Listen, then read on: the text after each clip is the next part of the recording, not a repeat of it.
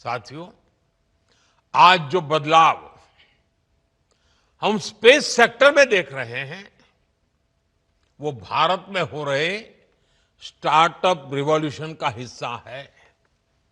बीते एक दशक में अलग अलग सेक्टर्स में स्टार्टअप्स का नया दौर शुरू हुआ है। फिनटेक हो, एग्रीटेक हो, हेल्थ टेक हो, क्लाइमेट टेक हो, एजुटेक हो, डिफेंस टेक हो, हर क्षेत्र में भारत के युवा, हमारे जैन जी नए समाधान दे रहे हैं। और आज मैं दुनिया के जैन जी को भी बड़े आत्मविश्वास से कह सकता हूं कि अगर जैन जी के लिए सच्चे अर्थ में कहीं से प्रेरणा मिल सकती है तो भारत के जैन जी से मिल सकती है। भारत के जैन जी की जो क्रिएटिविटी है, भारत के जैन जी की जो पॉजिटिव माइंडसेट है, भारत के जैन जी की जो कैपेसिटी बिल्डिंग है, ये अपने आप में पूरी दुनिया की जैन जी के लिए आदर्श बन सकती है। आज भारत दुनिया का तीसरा सबसे बड़ा स्टार्टअप इकोसिस्टम बन चुका है। एक समय था जब स्टार्टअप का मतलब केवल कुछ बड़े शहरों तक सीमित था, लेकिन आज भारत के छोटे छोटे शहरों और गांवों से भी स्टार्टअप निकल रहे हैं। आज देश में 1.5 लाख से अधिक रजिस्टर्ड स्टार्टअप्स है। अनेकों स्टार्टअप्स यूनिकॉर्न बन चुके हैं। साथियों, आज भारत केवल एप्स और सर्विसेज तक सीमित नहीं है।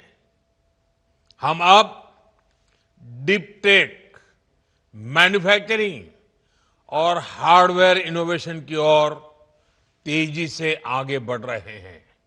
Thanks to Jain ji. आप सेमीकंडक्टर सेक्टर का ही उदाहरण लीजिए। सरकार ने जो ऐतिहासिक कदम उठाए हैं, वो भारत के टेक फ्यूचर की नींव को मजबूती दे रहे हैं। आज देश में semiconductor fabrication units, chip manufacturing और डिजाइन हब्स बहुत तेजी से विकसित हो रहे हैं। चिप से लेकर सिस्टम तक भारत अब एक मजबूत इलेक्ट्रॉनिक वैल्यू चेन तैयार कर रहा है। ये आत्मनिर्भरता के संकल्प का हिस्सा तो है ही। इससे भारत ग्लोबल सप्लाई चेन का एक मजबूत और भरोसेमंद पिलर भी बनेगा। साथियों, रिफॉर्म्स का हमारा दायरा भी लगातार बढ़ रहा है।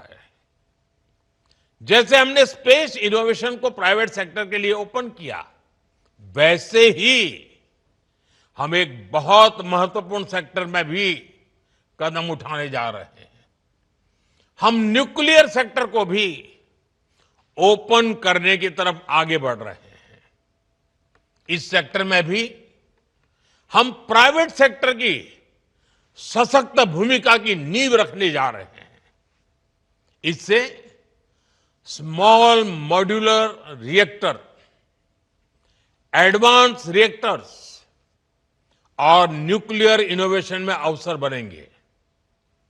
यह रिफॉर्म हमारी एनर्जी सिक्योरिटी और टेक्नोलॉजिकल लीडरशिप को नई शक्ति देगा। साथियों, आने वाला भविष्य कैसा होगा, ये बहुत कुछ आज हो रही रिसर्च पर भी निर्भर करता है। इसलिए हमारी सरकार का बहुत जोर युवाओं को ज्यादा से ज्यादा रिसर्च के मौके देने पर भी है।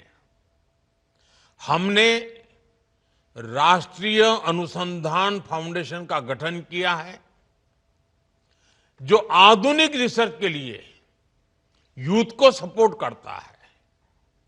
वन नेशन वन सब्सक्रिप्शन, इससे सभी छात्रों की इंटरनेशनल जर्नल्स तक पहुंच आसान हुई है। 1 लाख करोड़ के रिसर्च डेवलपमेंट और इनोवेशन फंड से देश भर में युवाओं को बहुत मदद मिलने वाली है। हमने 10,000 से अधिक अटल टिंकरिंग लैब भी खोली हैं, जो स्टूडेंट्स में रिसर्च और इनोवेशन की भावना जगा रही है। आने वाले दिनों में हम ऐसी 50,000 नई अटल टिंकरिंग लैब बनाने पर काम कर रहे हैं। सरकार के ये प्रयास भारत में नए इनोवेशन की बुनियाद बना रहा है।